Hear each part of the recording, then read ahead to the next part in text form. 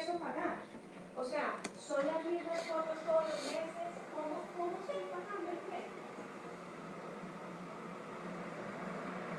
No sé, ahora es que la vez que lo preguntamos y lo que yo veo es que eran 6 meses de solidez porque él me dio gracias. Buenas tardes.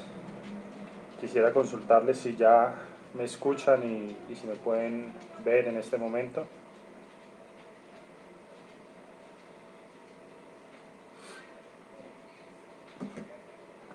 Mi pregunta es, en 6 meses, o sea, ¿cómo es el pago que yo hago? ¿Cómo está compuesto el pago que yo hago? No, Paula, ¿qué estoy pagando mensual? Eso lo tengo que hasta 6 meses. A los 6 meses, ¿qué pasa? Eh, Quisiera preguntar dónde puedo, Aranza, si me puedes ayudar para saber si puedo ver en otro computador al tiempo Felipe, y poder evidentemente, poner algunos videos, unas fotos y cosas que quiero poner en el chat. pagas el dinero mensual. Es que como cliente tengo derecho a escoger. Pero entonces, ¿por qué lo vas a cambiar? Entonces no es tan irrelevante. No es tan irrelevante.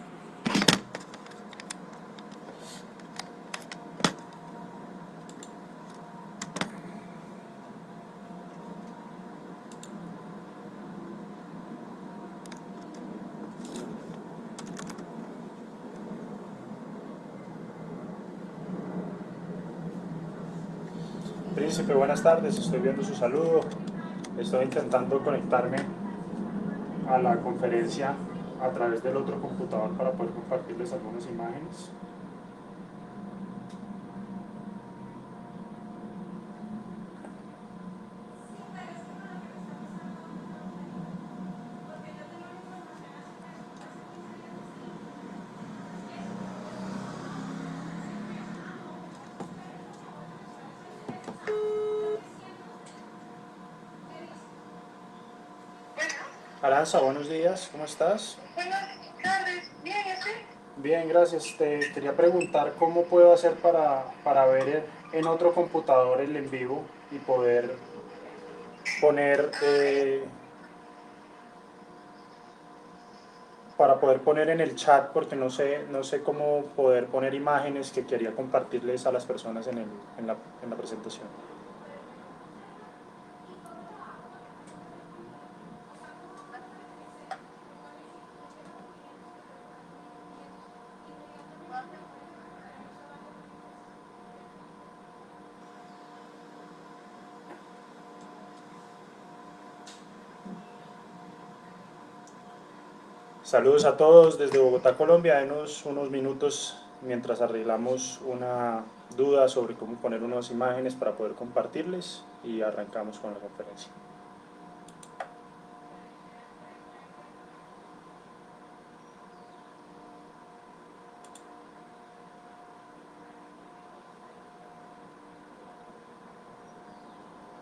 Yo sí lo entiendo.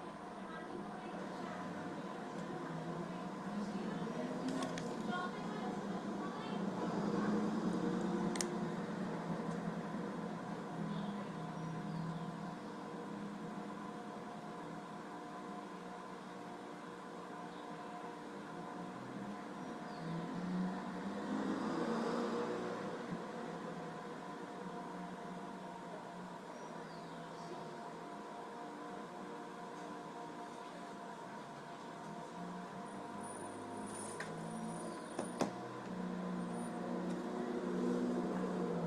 Sí. Y apenas salga el mío, que me mande el código cómo es. Porque acaba de aparecer. ¿Cuándo me está tratando de hacer todo eso, Paula? Llevamos 20 días en esto. Listo.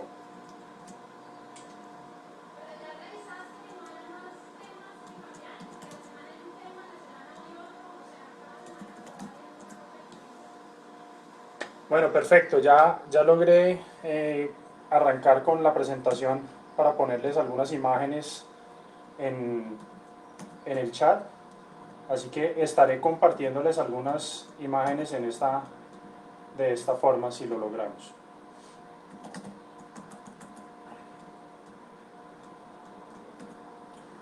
Si no, se las voy mostrando a través de la pantalla.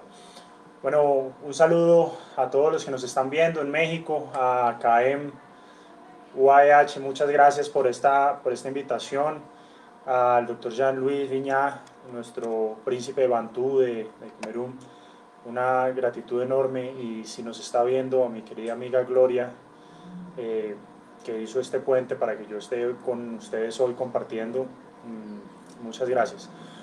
Bueno, hoy vamos a hablar de diferentes temas. En la conferencia como tal se llama Visión Internacional de los Derechos Humanos, pero quiero compartir con ustedes algo más allá de eso, y es el desarrollo de las políticas públicas en torno a este camino de la lucha por conseguir profundizar el progreso en los derechos humanos. Y hoy quiero arrancar para eso con esto. Vamos a ver si lo pueden ver bien. Este hombre, George Floyd. George Floyd, como todos lo sabemos, falleció este año en medio de unas circunstancias, digamos, muy tristes, y es la violencia de la autoridad policíaca contra personas afroamericanas en los Estados Unidos. Un hecho supremamente triste que desató un montón de desarrollo de un clamor social para pedirle a la ciudadanía, al gobierno de los Estados Unidos, no más. Decirles, tenemos que cambiar las cosas y tenemos que proteger los derechos humanos de nuestra ciudadanía. Ese movimiento deviene en un proceso, digamos, mucho más interesante. Se empiezan a generar, a pesar de estar en medio de una pandemia, un proceso de lucha por reivindicación de los derechos humanos en la sociedad. Y arranca con marchas sociales en los Estados Unidos reclamando la reivindicación de los derechos.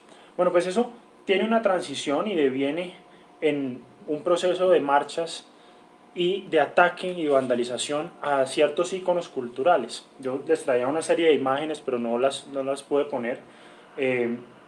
Les voy a compartir algunas para que las puedan ver, y arranco con la primera. Esta es la imagen de Leopoldo II. Leopoldo II, rey belga de la época de la colonia y de la fiebre del caucho. Esa es una de las tantas estatuas vandalizadas. ¿Por qué hablamos de esto?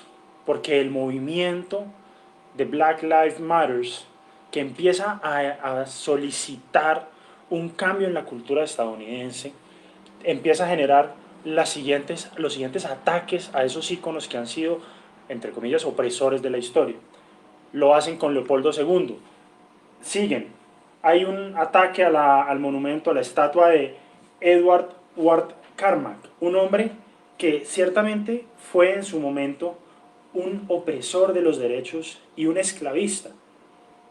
Pero esta visión se nos está limitando, nos está cerrando a desconocer muchas cosas mucho más allá de simplemente hablar de la violencia contra los afroamericanos. Edward no solamente fue eso, un esclavista, sino que a su vez también fue el hombre que luchó por la reivindicación de los derechos en la guerra filipino-americana de 1899. Todos los crímenes de guerra fueron investigados por este hombre, y su estatua fue una de las que cae en ese proceso de reivindicación de los derechos. Sigamos avanzando en el análisis. También sufrieron, por decirlo de alguna forma, caídas las estatuas de Jefferson Davis y de William Carter Wilkham en los Estados Unidos ahora. Esas dos estatuas representaban primero al presidente de la Confederación de la guerra, previo a la guerra civil estadounidense, y a un general de la guerra civil estadounidense, ambos derrotados. Quisiera que hicieran una reflexión pequeña mientras hablamos y evaluaran en sus países, sabiendo que este es un foro tan amplio, qué monumentos hay a aquellos que han perdido las batallas en la historia. Les hablo por Colombia. En Colombia no tenemos íconos urbanos o íconos, estatuas, monumentos para aquellos que fueron derrotados en las batallas. Solamente le hemos hecho monumentos a quienes han vencido. Estas estatuas, que eran a los derrotados, porque se reconocía como un momento importante dentro de su historia, como algo que es parte integral de lo que somos hoy como comunidad, como país en los Estados Unidos, como mundo para todos nosotros, fueron derribadas. Y fueron derribadas por una protesta legítima, una protesta a favor de los derechos humanos, una solicitud, un clamor que se ha expandido a nivel mundial por igualdad, por restablecer los derechos de poblaciones, pero con un fenómeno muy particular, y es destruir aquello que no sea lo que represente lo que yo represento. Atacar aquello que piense distinto, borrar de nuestra historia aquello que consideramos en un análisis anacrónico, con valores del hoy, traídos hacia el pasado, injusto, equivocado, errado. Es cierto, es probable que estos hombres fueran parte de un proceso equivocado en la historia, que fue la esclavitud, que es algo que hoy tenemos que condenar enfáticamente, pero eso fue parte de nuestra historia, y lo que somos hoy, lo somos en gran medida a raíz del camino que hemos trazado. Digamos, a este proceso de reivindicación de los derechos humanos en esa visión internacional que ha surgido a partir del fenómeno de lo que sucedió con George Floyd, nos trae un ejemplo muy interesante en Aunt Jemima. Aunt Jemima es, se los voy a mostrar brevemente, otra vez me disculpan que los tenga que poner así a la pantalla, es la famosa marca de syrup que tenían los Estados Unidos. Es una marca que tiene vigencia desde 1890, 130 años de vida. Es un homenaje que en su momento se le hizo a Nancy Green, una narradora, cocinera, trabajadora y misionera, esclava en su momento, pero a la cual se le hace un homenaje. Y a esa mujer que se le hace un homenaje, hoy se dice esto hay que modificarlo porque no cumple los estándares de sociedad hoy, los valores actuales. Se olvida todo lo que se había trasegado, pero además se dice que todo aquello que no haga parte de esa corriente ideológica, de esa realidad que estamos hoy, tiene que ser descartado, tiene que ser anulado. A mí me preocupa mucho que hoy en nuestro estado tengamos, en nuestras naciones, diferentes naciones, tengamos el riesgo de algo semejante. Porque lo más parecido a eso que hubo en algún momento fueron los totalitarismos. Esos totalitarismos del siglo XX que llevaron, entre muchos otros casos, a los fenómenos del nazismo, a los fenómenos del socialismo, a todos esos procesos de univocidad, donde una sola forma de ver la vida, un solo elemento de pensamiento, eliminaba todo aquello que pensara diferente. Hay que tener mucho cuidado con eso. Porque los movimientos de corrección política intentan revertir los hechos del pasado para construir una nueva historia, donde lo sucedido no sucedió. Por ejemplo, aquellos espacios de la esclavitud, los negamos como si no hubieran existido nunca. Y aquellos hechos que vistos desde el hoy, de forma anacrónica, con nuestros valores de hoy, son traspolados al pasado, son reprochables, no deben ser, los anulamos. Lo preocupante de estos movimientos es que buscan castigar a quienes a su juicio obraron mal en el pasado y permanecen en nuestra cultura a manera de símbolos, las estatuas que les hablaba, estatuas, banderas, etc. Es lo que están lo que están consiguiendo con esto es eliminarlos de la historia, hacer de cuenta que nunca estuvieron. Y esto es gravísimo, nos deja ante una generación completa de ignorantes que no conocen su propia historia, que no la conocerán, no quienes la derriban hoy como un acto de protesta, sino quienes más adelante no sabrán que existieron nunca. Nos llevarán en un proceso donde cuando la gente se enfrente de nuevo a fenómenos culturales que pongan en riesgo los derechos humanos, tendrán un riesgo muy grande de volver a cometer las violaciones que ya fueron cometidas, porque quien no conoce su historia está condenado a repetirla. Tenemos que aceptar nuestras realidades, nuestros valores, nuestros miedos. Somos lo que somos por el camino trasegado, bueno y malo. Si omitimos nuestros errores como si no hubieran sucedido, si nos negamos a entender que las estatuas están, que los monumentos están por una razón, negamos quiénes somos, negamos los sacrificios que nos han llevado a donde estamos. con toda seguridad, cuando la sociedad se enfrente de nuevo a tiempos oscuros, esa generación desinformada que desconoce el pasado cometerá los errores trágicos que ya fueron cometidos. Violarán de nuevo los derechos humanos quienes ignoran o se hacen los ciegos sobre lo sucedido a nuestros ancestros. Dicho esto, con esta introducción, digamos, algo fuerte del análisis, surgen varias preguntas. Vemos el fenómeno de lo sucedido con George Floyd, que es un evidente choque a nuestras sociedades, que ha generado un movimiento a nivel mundial, y por eso es el ejemplo con el que arranco la conversación. Nos presenta la pregunta, bueno, ¿y entonces qué hacemos para evitar estos sucesos? ¿Cómo evitamos la violencia policial? ¿Cómo evitamos la violación sistemática de derechos humanos en diferentes zonas del mundo? ¿Cómo protegemos a nuestros ciudadanos? Es el punto nodálgico de esta conversación. Y la pregunta es, más importante de todas es, ¿los caminos tomados hasta hoy son los correctos? Vamos a devolvernos un poco. ¿Cuáles son los caminos tomados a hoy? Esas marchas multitudinarias rechazando enfáticamente el actuar de la policía, esa violación que llevó a la muerte, al homicidio sin duda de George Floyd. Ese momento, ¿cómo lo evitamos? Y esas marchas que sucedieron después, que derriban las estatuas, que tumban los iconos sociales, que destruyen las paredes, que rompen los negocios, ¿ese es el camino correcto para lograr esto? La reducción, por ejemplo, del presupuesto de la policía en los Estados Unidos, ¿ese es el camino correcto? Y en todos aquellos lugares donde se ha protestado en contra de la policía por violaciones de derechos humanos, se ha pedido la disminución del presupuesto. ¿Ese es el camino correcto? Hagamos la siguiente evaluación. George Floyd tenía el siguiente récord. En 1997 pasó 6 meses en prisión, en el 98 10 meses en prisión. En el 98 de nuevo, siguiendo esa condena, pasó 10 días en prisión adicionales. En el 2001 pasó 15 días de prisión. 2 años y 6 meses en total por diferentes delitos entre el 2002 y el 2005. 5 años de prisión adicionales en el 2009. George Floyd, a pesar de la violencia con la que murió, hay que decirlo, era un delincuente. Había tenido muchos procesos de violencia, pero la pregunta ¿es justo que muera de la forma en que murió, con una clara violación a sus derechos humanos? Evidentemente no. Hay que decirlo enfáticamente. Ningún ciudadano, haya cometido delitos o no sea un delincuente, tiene por qué permitírsele que se le violen sus derechos humanos. Y dicho esto, nos planteamos la siguiente pregunta. La siguiente frase. Christopher Blattman, de la Universidad de Columbia, en su aclamada investigación sobre el crimen, concluyó lo siguiente. Mientras más opciones legítimas le entreguemos a las personas dentro de la comunidad para solucionar aquellos problemas que buscan solucionar a través del crimen, menos probable será su vinculación al delito. Si volvemos al récord de George Floyd, claramente es una persona que a través de la delincuencia está intentando solucionar un problema en su vida. Y ese problema que está intentando solucionar en su vida, que a través del delito lo está logrando solucionar aparentemente porque sigue delinquiendo repetidamente, ¿qué pasaría si nosotros abrimos la puerta para proteger los derechos humanos de nuestras diferentes sociedades, a potenciar las opciones legítimas para estas personas dentro de la sociedad? Y si les damos opciones, ¿no será que encontramos el camino para mejorar nuestras sociedades, para hacer la protección a los derechos humanos mucho más fuerte?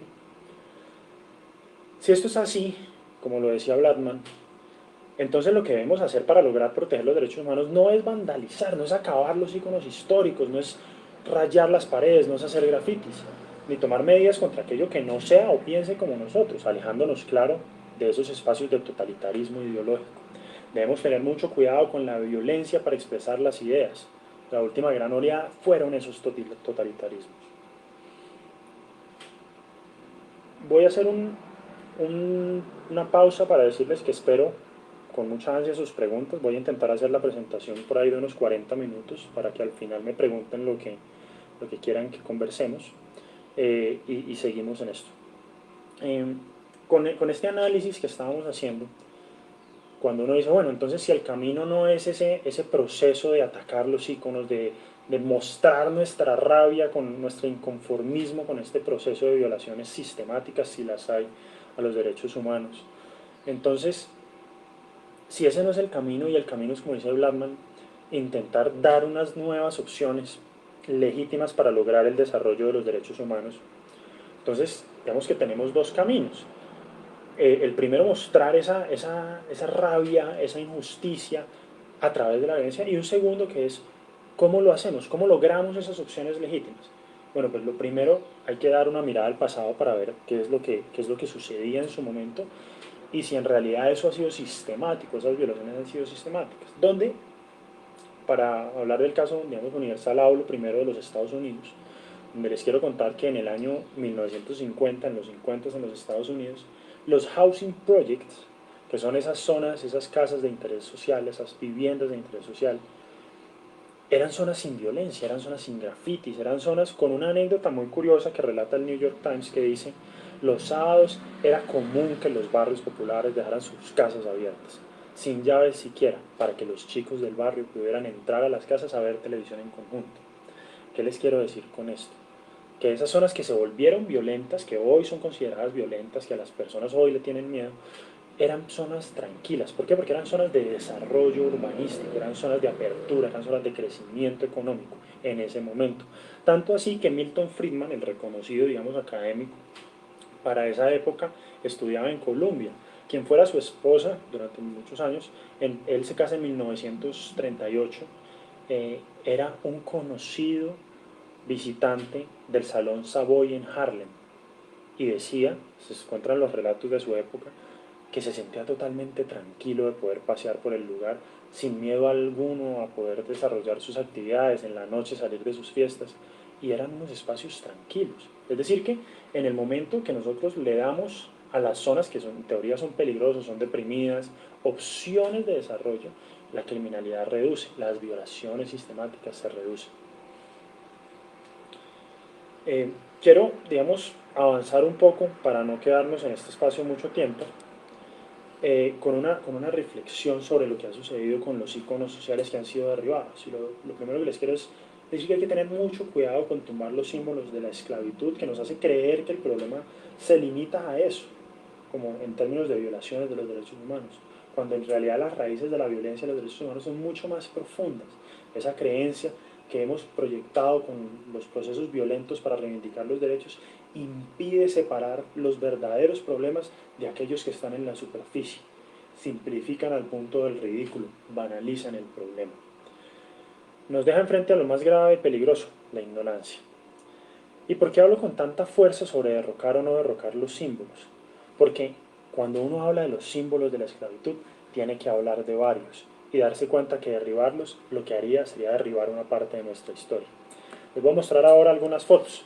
Este es el Arco del Triunfo, el Arco del Triunfo de Bruselas, construido por Leopoldo II, rey de Bruselas, quien lo construye con parte del beneficio de la muerte de 10 millones de congoleños en la fiebre del caucho. Quienes sobreviven a esa fiebre del caucho, que fueron esclavizados en su momento, en muchas ocasiones por no llegar a la cuota de algodón o de caucho, sufrían amputaciones obligadas por el régimen de Leopoldo para demostrarles quién estaba al mando. Absolutamente inaceptable. Pero con ese proceso se construye ese arco. No creo que debamos derribarlo. Tampoco este icono. ¿Ustedes qué opinan? Pirámides de Egipto, construidas evidentemente con mano esclava. El Valle de los Caídos en España, construido con lo que en su momento se llamó prisioneros de guerra, nada diferente a esclavos. La Casa Blanca, el símbolo de los derechos y la libertad en los Estados Unidos, construida también por mano esclava, dicho por Michelle Obama durante la presidencia de su esposo Barack. La Gran Muralla China, otro monumento de la humanidad, también construido por mano esclava y prisioneros. Entonces, cuando hacemos la reflexión, volvemos a lo mismo que estábamos hablando antes, y es los caminos no son esos, los caminos no es derrocar nuestra historia, es derribar los recuerdos, es decir que eso nunca existió, hacer de cuenta como si la esclavitud y todos los procesos negativos no hubieran sucedido. Tenemos que abrazarlos como parte de nuestra historia, oscura sin duda, equivocada sin duda, pero gracias a ese proceso somos quienes somos y estamos como estamos. Si no fuera por esas barbaridades cometidas en el pasado, no tendríamos las realidades que tenemos hoy y la certeza de que esos caminos fueron equivocados. No derribemos nuestro pasado, construyamos sobre él, sabiendo que existió para que cuando se enfrente nuevamente en las nuevas generaciones a realidades semejantes, eviten ese camino. Dicho esto, cerramos esa disyuntiva de qué camino tomar y la pregunta es, bueno, si ese no es el camino, ¿cuál es el camino, como decía Blattman, para generar esos espacios de, perdón, para generar esos espacios de potenciar los derechos humanos y darle opciones legítimas a los ciudadanos para que no recurran al crimen? Bueno, el camino es potenciar precisamente, crear espacios sanos de convivencia donde los derechos humanos no haya que protegerlos, sino que sean parte integral de nuestra realidad. Y si pensamos diferente, y si pensamos que tenemos que dejar de combatir la pobreza y nos enfocamos en crear prosperidad duradera. Ahora quiero hablarles de un hombre que le tengo mucha admiración, espero Jean-Louis tú lo conozcas, es el doctor Mo Ibrahim. El doctor Mo Ibrahim es el exdirector de British Telecom, un ejemplo de lo que les digo, generación de prosperidad duradera. En 1990 a él le llamaron loco por querer crear una compañía telefónica en África. En su momento le dijeron, África es un caso perdido, está llena de dictadores, es un lugar peligroso, lleno de locos. No existe la más mínima infraestructura de telecomunicaciones, costaría una fortuna poder hacerlo. La pobreza no es territorio fértil para los negocios. África es un lugar de extrema violación de los derechos humanos. Eso le dijeron en el 90. Él se hizo la siguiente pregunta. Si una persona trabaja en un centro poblado y quiere visitar o hablar con su madre, es probable que deba emprender 7 días de camino para lograrlo, dice en una de las tantas entrevistas que le han hecho. Le dice, ¿qué sucedería si con un aparato pudiera hablar con ella de forma inmediata? ¿Cuál sería el valor de esto? Bueno, pues Mo Ibrahim montó su compañía, efectivamente las personas le dieron un valor increíble a eso, a pesar de que fuera en teoría algo costoso, lo hizo asequible y logró un proceso de telecomunicación de 13 países en 6 años, 5.2 millones de clientes, 614 millones de dólares en ingresos en 2004, 20 billones en impuestos para las 13 naciones africanas, 4.5 millones de empleos estimados a 2020, 214 billones agregados a la economía africana. Este hombre generó opciones legítimas para que los ciudadanos del África, para que 4.5 millones de personas en el África no tuvieran que recurrir al crimen. Generó una opción legítima para desarrollarse. Y hablo de esto porque hay una estadística muy clara que es exponencial, donde se dice que aumentando los ingresos de las familias se reducen las proporciones del crimen. Aumentando los ingresos de las familias se reducen la proporción de violaciones a los derechos humanos, tanto en oficiales de policía, ejércitos, Estado, grupos delincuenciales, todos. ¿Por qué? Por lo que dice Blattman. Le damos opciones legítimas a los ciudadanos para resolver aquellos problemas que con el crimen intentaban resolver. Ahora quiero hablarles un poco de otro, digamos, de la disyuntiva que surge en ese camino y es cómo lograr esas opciones legítimas. Hay dos teorías, una es la teoría de push y otra es la teoría de pull. La teoría de push es, por ejemplo, brindando subsidios a las naciones, dándoles apoyos económicos, haciendo plantas de tratamiento de agua para las poblaciones, generando ayudas económicas para las naciones. Es el asistencialismo. Esa teoría prácticamente se ha venido revaluando en los últimos años por una razón fundamental, y es que a los ciudadanos, cuando se les empuja hacia el proceso, usualmente cuando se quita el empuje, la sociedad se estanca.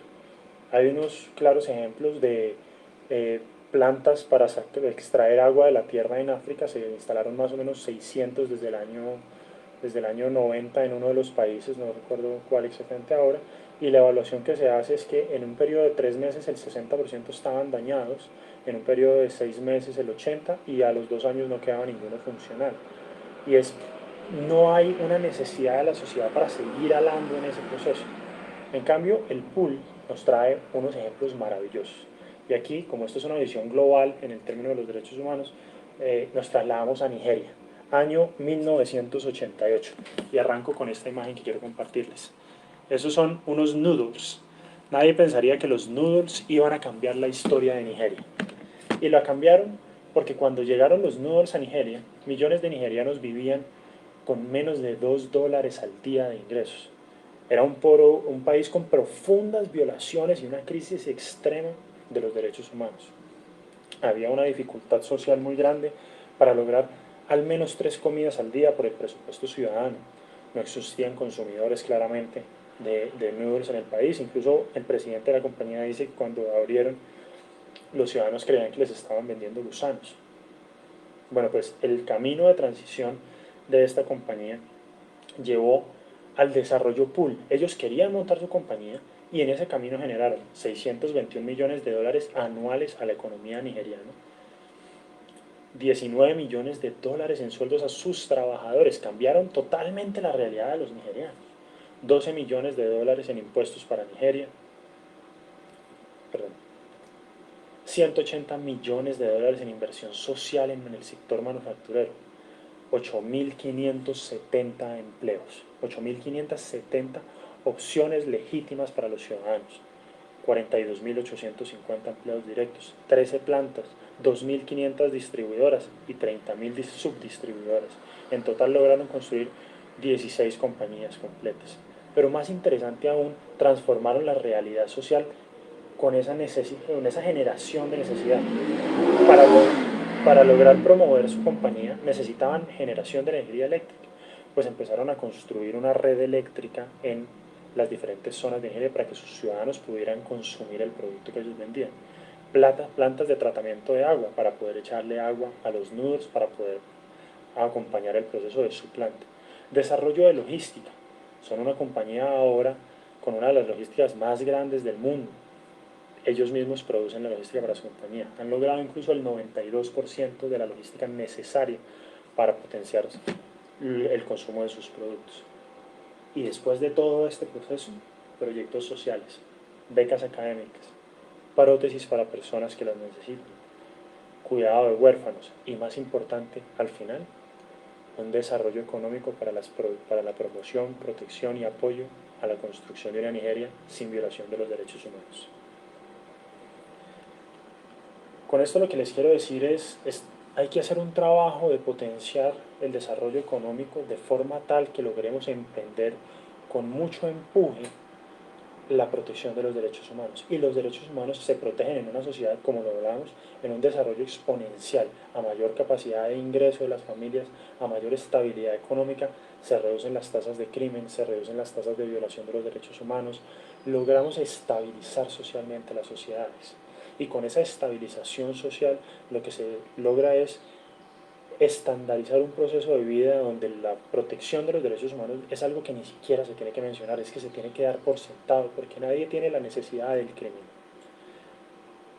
Hablar de esto, digamos, es muy interesante, pero quiero ahora contarles una etapa adicional del proceso y es un camino al que llegamos. Como les dije al inicio, yo soy de Colombia, yo soy de una ciudad que se llama Cali, Colombia. Durante muchos años fue una de las ciudades más peligrosas de Colombia, llegó a alcanzar hasta 1.300 homicidios al año.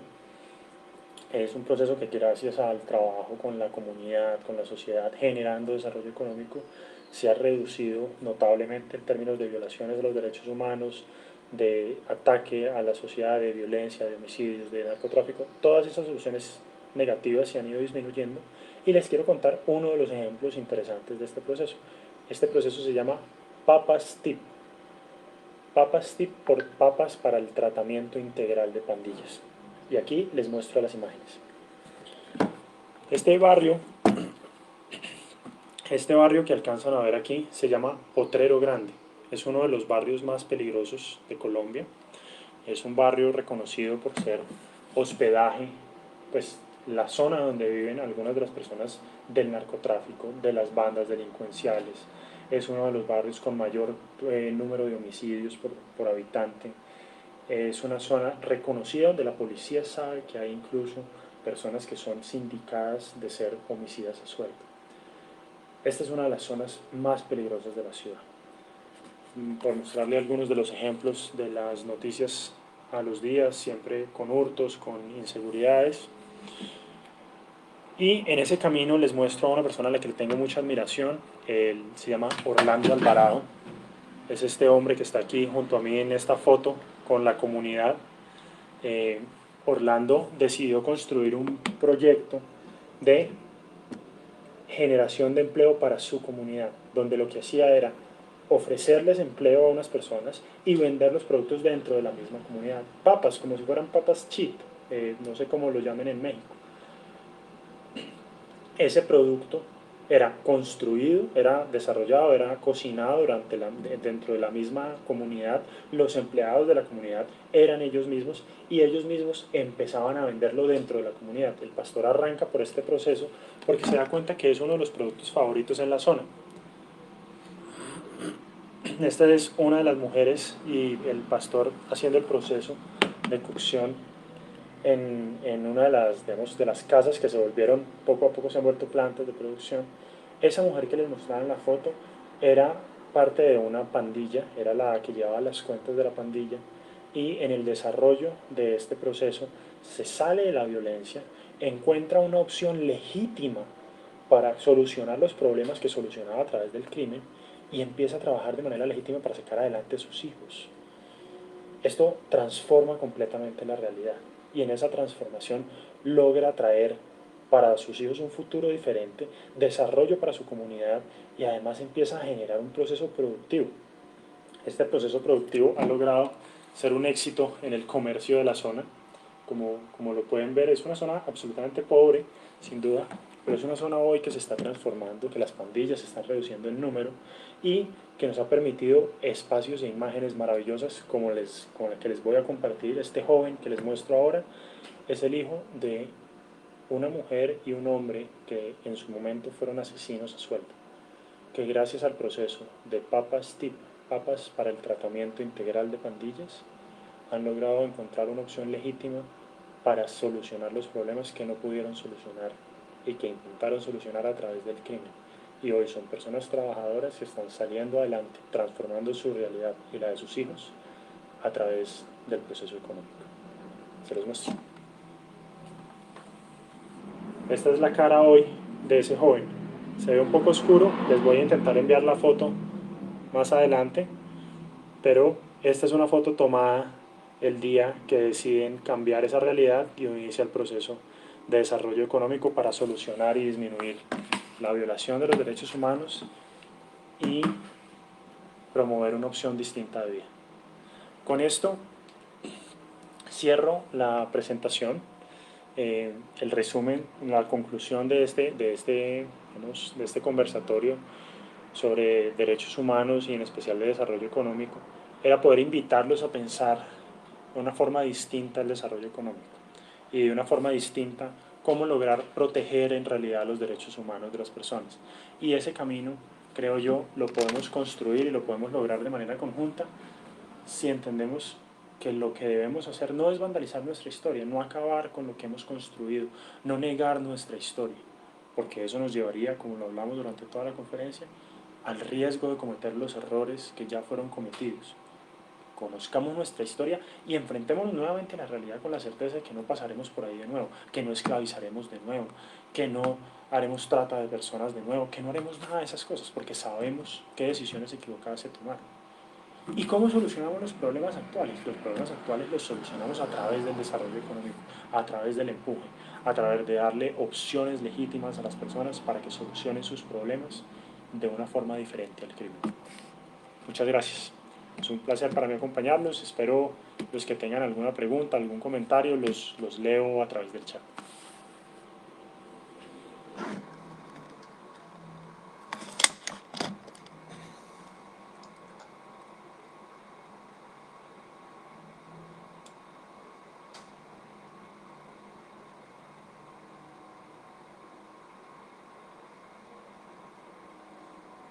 Y Alfonso Gil nos pone, para reclamar un derecho humano no tengo por qué violar el derecho humano del otro, pues para reclamar están los tribunales. Totalmente de acuerdo, totalmente de acuerdo. Y no solamente eso, y Alfonso le agregaría un tema adicional y es, no tenemos que generar la violencia.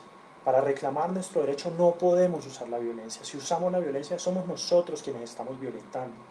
y bien sea en estatuas, bien sea en negocios, bien sea a través de cualquiera de esos comentarios, no es correcto. La forma de reclamar nuestros derechos, la forma de promover los derechos humanos es a través de potenciar económicamente a nuestras sociedades, alejemos a las personas del crimen, eduquemos a nuestras personas y esa educación llega con las opciones económicas.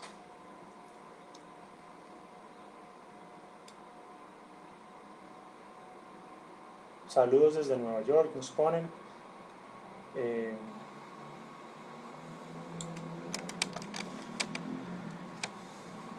Jean-Louis, el príncipe, nos pone de acuerdo a su perspectiva, ¿cuál cree que será la forma de actuar del candidato Trump y si logra mantenerse en el gobierno actual en Estados Unidos con respecto a América Latina? Bueno, esa es una pregunta, digamos, muy interesante. Yo, digamos, creería que lo más probable en este espacio es que sea derrotado en las elecciones por todo el fenómeno de la pandemia. Creo que le han cobrado muy duro el retraso económico que ha generado los Estados Unidos, que es peor incluso que el de la Gran Depresión. No veo muy probable digamos, esa victoria electoral, pero si se diera, creo que el candidato o actual presidente, y digamos, si fuera presidente de nuevo, Donald Trump, tiene unos elementos hacia Latinoamérica complejos. Ha sido un promotor indiscutible de la lucha contra el narcotráfico y de la lucha contra un régimen opresor y dictatorial que se encuentra en estos momentos en Venezuela, que además es una dictadura, lo digo abiertamente, y una dictadura narcotraficante que para Colombia en específico ha sido absolutamente perjudicial por permitir la operación de grupos terroristas desde su territorio. Y en esa parte ha generado un proceso positivo, porque si el régimen de Nicolás Maduro se cae, es un proceso muy sano para el desarrollo económico de la nación venezolana, lo que permitiría recuperar el Estado, detener absolutamente las violaciones a los derechos humanos y empezar a sacar a las personas de la pobreza, lo que hemos venido hablando para potenciar digamos, ese detenimiento de la violación a los derechos humanos de manera sistemática que se produce en Venezuela. Por el otro lado, hay una dificultad muy compleja con Donald Trump con respecto al acceso de los latinoamericanos a los Estados Unidos. Hay unas limitaciones a las visas, aparentemente con un desarrollo de proteccionismo. Creo yo que es un proceso equivocado, porque el proteccionismo lo que ha demostrado es la incapacidad de desarrollo económico, porque los talentos que han hecho grande a un país como los Estados Unidos son talentos extraídos de otras ciudades, son talentos importados de otras zonas del mundo. Han ofrecido oportunidades a extranjeros que son altamente capacitados y ellos han logrado llevar el desarrollo de los Estados Unidos. Creo que eso sería un error muy grande si lo siguieran haciendo bajo el nombre de la promoción del trabajo estadounidense, porque lo que genera más promoción del trabajo estadounidense es la generación de opciones y eso viene acompañado de esos grandes talentos que se habían traído desde otras zonas del mundo. Digamos que ese sería el comentario con respecto a esa pregunta. No sé si tienen alguna otra pregunta. Si no, yo creo que podemos dar por terminado este foro y agradecerles mucho que nos hayan acompañado. Les voy a poner en esta plataforma, en el chat, mis redes sociales para que nos acompañen y nos sigan en las diferentes redes sociales. Son exactamente igual en todas las redes, entonces solamente les pongo un comentario. Las redes son @JuanMalvey en Twitter y Juan J Malvey en Twitter y Juan J Malvey en Facebook. La página de Facebook tiene más capacidad, la de algunos amigos ya se ha completado, pero igual espero poder tener la alegría de poder conversar con algunos de ustedes más adelante. Muchísimas gracias por este espacio y con esto doy por terminada la sesión.